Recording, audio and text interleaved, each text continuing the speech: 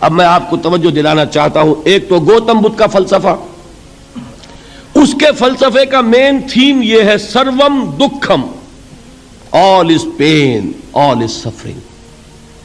اور اس نے جو بھی اپنی محنت کی یہ تو اللہ ہی بہتر جانتا ہے کہ اسے بعد میں ملا کیا اور کیا نہیں ملا.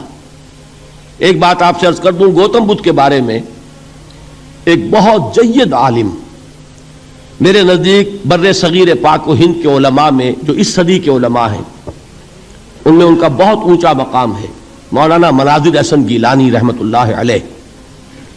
گیلان قصبہ ہے ایک بہار کا، وہاں کے رہنے والے تھے. ان کی زندگی زیادہ گزری حیدرآباد دکن میں، عثمانیہ یونیورسٹی میں استاد رہے. انہوں نے گوتم بدھ کے بارے میں یہ لکھا ہے کہ میرا یہ گمان ہے کہ وہ بھی اللہ کے نبی تھے، اور اس کی دلیل دی ہے. قرآن مجید میں ایک رسول کا ذکر آتا ہے ذوالکفل، اور یہ ذوالکفل وہ ہے جس کے بارے میں ہمیں کچھ پتہ نہیں. قرآن مجید میں بھی ایک جگہ ذکر آیا ہے. نمبر دو یہ کہ کسی حدیث میں اس کی کوئی ہمیں وضاحت نہیں ملتی، نہ حضور سے پوچھا گیا نہ حضور نے اس کی وضاحت فرمائی. اب یہ ذوالکفل ہے کون؟ تورات میں جو نبیوں کے نام آتے ہیں ان میں سے کسی نبی کا نام ذوالکفل کے آس پاس نہیں بنتا کہ یہ سمجھا جائے کہ یہ اس نام کی بگڑی ہوئی یا بدلی ہوئی شکل بن گئی ہے. تو انہوں نے جو کہا ہے وہ بات وزنی معلوم ہوتی ہے اس اعتبار سے کہ کپل وستو، کپل پے جو ہے وہ عربی میں ہے نہیں، وہ فے بنتی ہے. تو ذوالکفل کے معنی کفل والا، اور یہ کفل جو ہے کپل، کپل والا، جس کو ہم کہتے ہیں کپل وستو کا شہزادہ. تو انہوں نے یہ کہا ہے کہ گوتم بدھ کے بارے میں یہ خیال، یہ میں عرض کر دوں کہ اس کو ہم یقین سے نہیں کہہ سکتے، یہ ان کا گمان ہے، خیال ہے، واللہ عالم کہیں گے ہم، لیکن امکان ضرور موجود ہے. قرآن کہتا ہے وَلِكُلِّ قَوْمٍ ہاد، ہم نے ہر قوم میں ہادی بھیجے. وَإِن مِّن قَرْيَةٍ إِلَّا خَلَا فِيهَا نَذِيرٌ، کوئی بستی ایسی نہیں دنیا میں جس میں کوئی نہ کوئی خبردار کرنے والا نہ آیا ہو. تو یہ ممکن نہیں ہے کہ وہاں نبی نہ آئے ہوں، لیکن ان کی تعلیمات اتنی بدل گئی ہیں کہ ہم ان کو پہچان نہیں سکتے. حضرت مسیح علیہ السلام کی تعلیمات اگر عیسائیوں سے ہم سمجھیں تو کبھی بھی انہیں اللہ کا نبی نہیں مان سکتے. یہ تو قرآن مجید میں آ کر حضرت مسیح علیہ السلام کی اصل حقیقت ہمیں بتائی، ورنہ تو خدا کا بیٹا ثالث و ثلاثہ ان کو کیسے ہم مانتے؟ لیکن یہ کہ قرآن نے بتایا.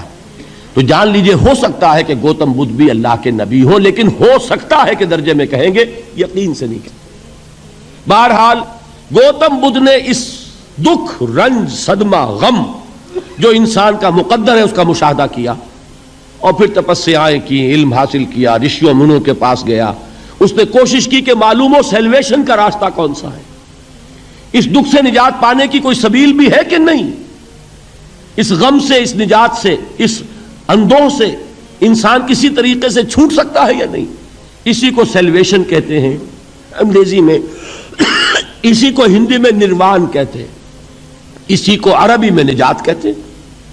ان النجات معلقۃ بمجموع هذه الاشیاء. میں نے امام رازی رحمۃ اللہ علیہ کے الفاظ میں آپ کو وہ لفظ بتایا، نجات کی راہ. اچھا، جدید فلسفوں میں جن حضرات کو دلچسپی کی بات ہے انہی کے بارے میں یہ عرض کر رہا ہوں. جدید فلسفوں میں بھی ایک فلسفہ ہے وجودیت، ایگزسٹانشلزم.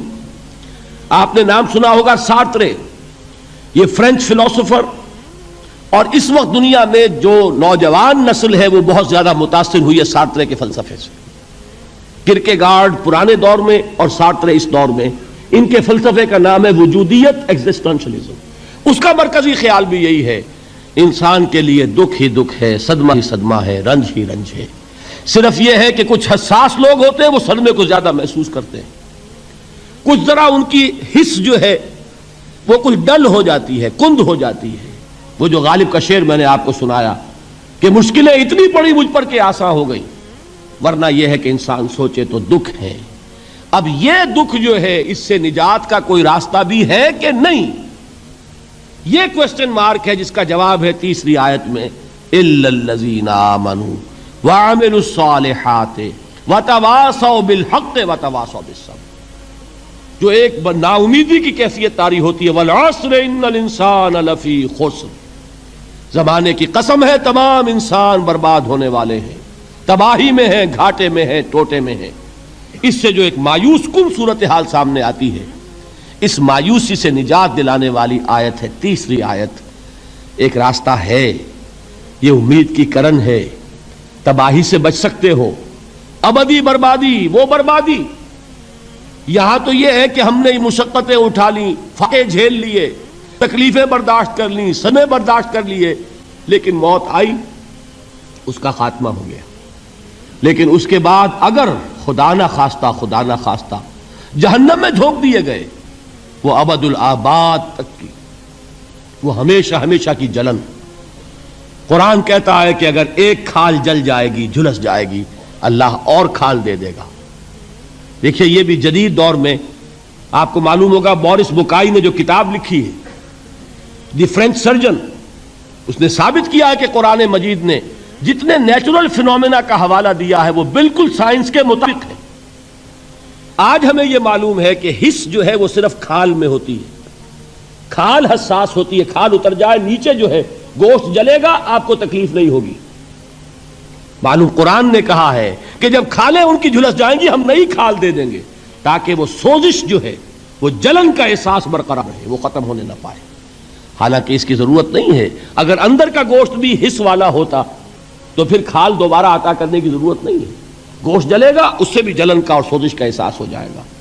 لیکن قرآن کہتا ہے کہ نہیں، کلما نضجت جلودہم بدلنا لہم جلودا غیرہا، جب ان کی کھالیں جھلس جائیں گی، جل جائیں گی، ہم ان کی کھالیں بدل دیں گے تاکہ وہ سوزش برقرار رہے۔ ثم لا يموت فیہا ولا یحیا، پھر نہ وہ اس میں جی سکے گا نہ مر سکے گا، نہ زندوں میں ہوگا نہ مردوں میں ہوگا۔